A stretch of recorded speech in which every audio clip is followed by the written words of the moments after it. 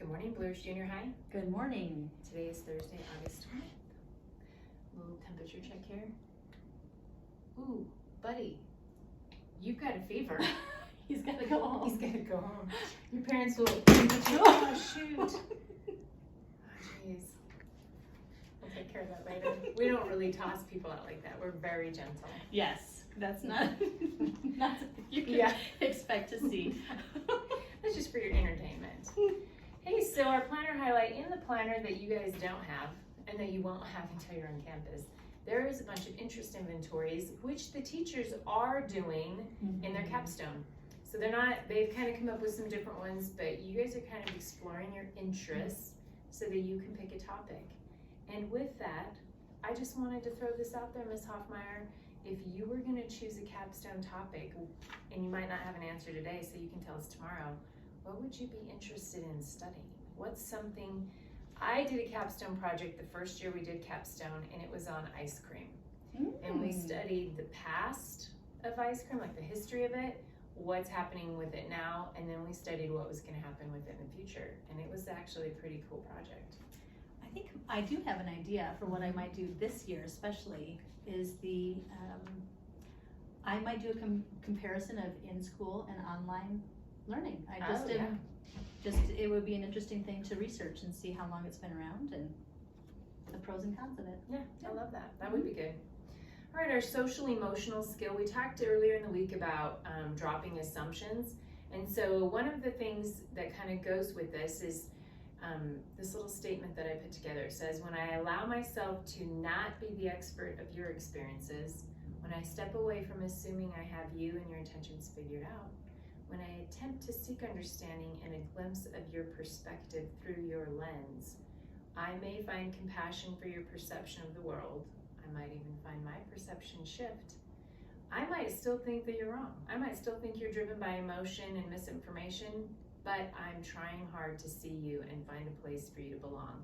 And that's really the objective. We don't have to see everything exactly the way other people see them. But we need to give a space where people are allowed to see things through their lens, and we just don't know each other's experiences. That's very true. And so that's one way we can create a safe, soft space for people. And that also lets us, if that's a kind of a good segue too into if you are having issues at home, if you're having a hard time with your schoolwork, if you're having a hard time getting connected, if you need to reach out to us, please do so. Reach out to your teachers, reach out to me, Ms. Montoya. We are all here if you need help. Yes, we have lots of ways we can support you even from a distance. The website I want to recommend, and some of your teachers have this linked to their Canvas classroom, is typingclub.com.